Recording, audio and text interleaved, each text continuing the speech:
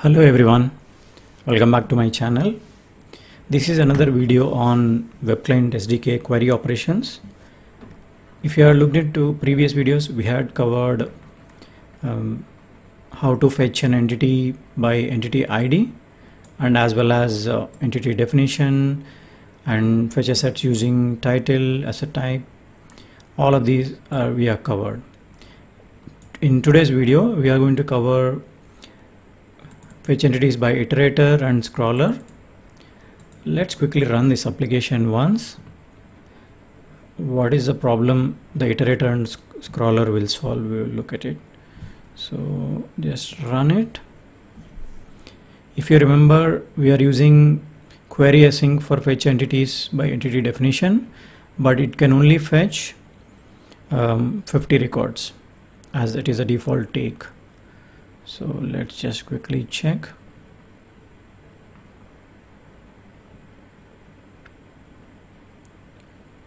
That would be the second option, fetch entities by entity definition.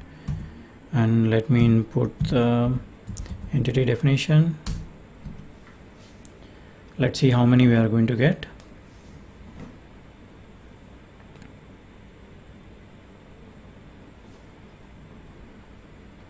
We get three values, which is total number of results and total, how many fetched for this call and also offset. So offset, like we didn't skip anything. Entity is 169. Yeah, if you remember, we did mention specifically take 150. Then all the top 10 we are showing. But what if I want to show 169? Of course, this is another way, like you can just put take. But we are talking about thousands of records. When that happens, how do we fetch all these records? So that is the place where iterator and scroller helps.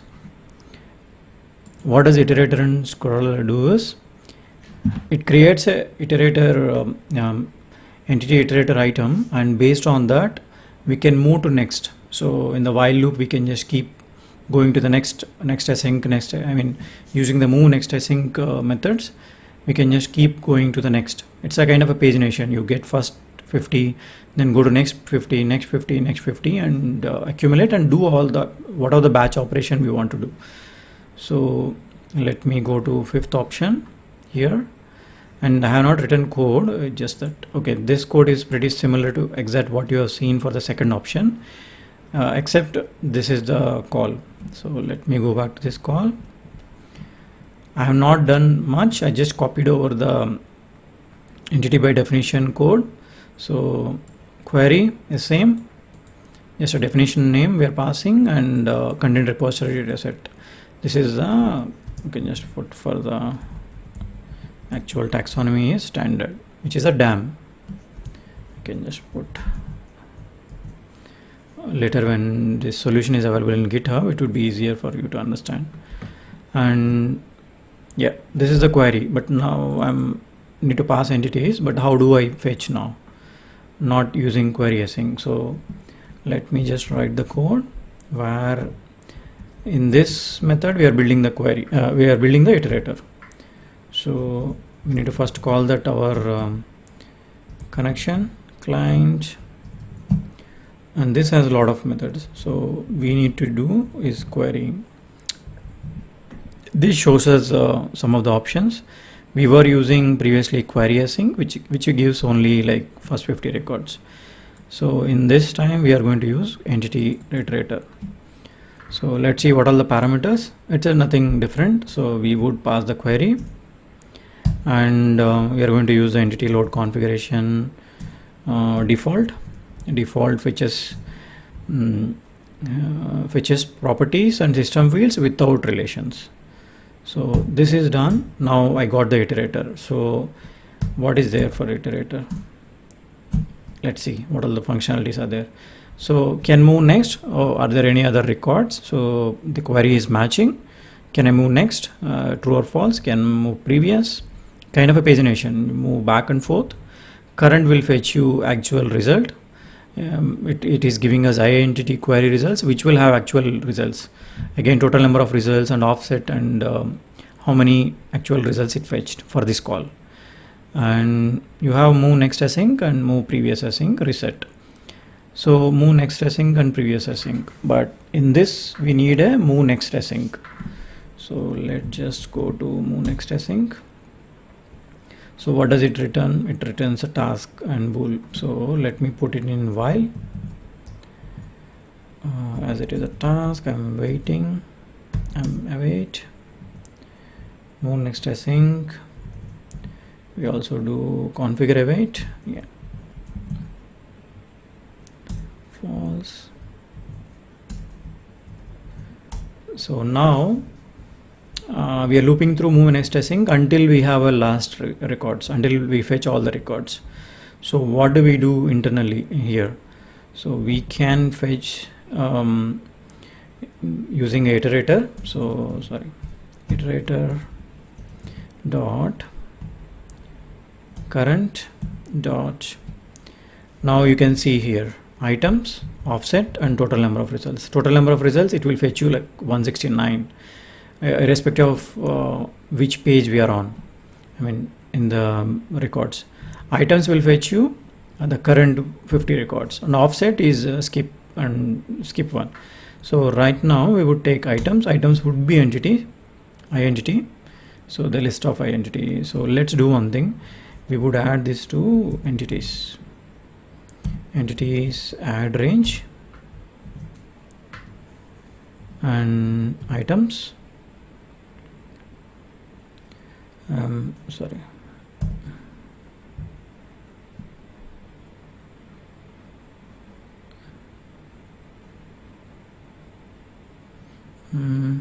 Just a sec. We not convert system generation to base entity. Can move iterator. Oh, sorry. Add. I need add range because I'm adding multiple results here. So I'm adding list to list. So entities add range. We get in this way, then we can. This will loop until we fetch all the records, and we can have entities and we can loop through. We can pass back entities returns. So let's see the call how we can make. I mean, just put the breakpoint. We'll see. We'll execute this option, iterator option. So iterator is fifth option. Let's execute fifth one. So I'm passing again entity definition name m.asset. Let's see. It will go and fetch the first records now. So the iterator is run current. If you mouse over, yeah, notice that items 50, offset is 0, a total number of result is 169. This first call is as similar to your query async, but now we have iterator. So let's go to next call. I'm just going to go to the next call. I mean, move next async. So now let's see, it would differ a little bit. So items are 50 again. So it did fetch next 50, but observe the offset because it skipped 50 because it is a second call now. So like this, it keep on calling the move next async and getting the results until it has results. So let me break the breakpoint here. Let me remove that and execute. So we should get, I mean, similar results like 169 total number of total number of entities fetched is 169, and we are just displaying top 10 results by iterator. So this is the way to get the iterator results. Let's close this. Now exact similar way we have another functionality which is by scroller. Okay, what is the difference between? Let me just quickly talk about that mainly. So iterator is good for like if you have a 10,000 records, if your query matches like below 10,000 records, iterator works, but above 10,000 it will not fetch. So in that scenarios above 10,000 we use the scroller. So you have like multiple functionalities now, query async like minimum results, and iterator up to 10,000, and if you have more records then scroller. Let's just put a query. It is exactly, I mean, it is more or less similar to this, just few, except few parameters. So let me just copy and use a scroller. So we have an entity scroller. Let me just change this to scroller. Come on. Okay, let me just quickly put it here. Yeah, and just a catch here is just mouse over and see what are the other options, what are the extra parameters we need to pass. So entity scroller, query, and time span. So time span is one of the important piece here. We need to send time span, and from seconds maybe I'll put like 30 seconds. Okay, what is this time span you're passing?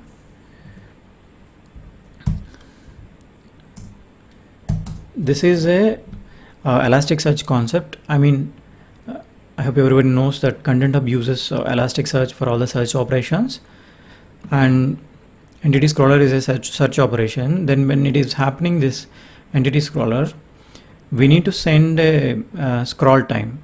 The scroll time, what it does is, it saves this search context, because this is a search context. It need to save, otherwise when you are passing the next call, it need to remember like what was the context and all, what was the query at all, everything. So for that we would send the time span. This means 30 seconds it will keep the search context alive. So how do we come to the 30 seconds? I mean, I just gave the random number here, I mean minimal number, but this need to be in the real-time project. This need to be fine-tuned very well, because it can impact the performance. And how do we come to this number? This is based on what are the operations you are doing internally inside this loop, inside this batch of entities. So if you're doing a lot of operations, you can come to a conclusion like how much time it takes, max time. So based on that, you can give the time here. So in that sense, you would have a batch time, so max batch time. So, but I'm just giving you 30 here. So this is the only one important difference between the iterator and scroller. Otherwise, rest all code is pretty much similar. So you have a scroller now, and scroller everything, and again you have a reset. So where scroller or reset also is there. It just reset the scroller. If at all it is having maybe mode between the, maybe it is on the 4th page. If you want to reset it, it will come back to the first page, something like that. In the pagination, going back to the first page. But here I'm just trying to just show you the reset operation also. If you put the reset here, it will just reset after first page. So every time you get the first page only. So something like that. If at all there would be a need in your batch operations, you might need to reset. But otherwise, this is good to go. Let's just quickly check this code. So check this option. This would be our last option, scroller. So 6th option, again pretty much same. We want to send MSet.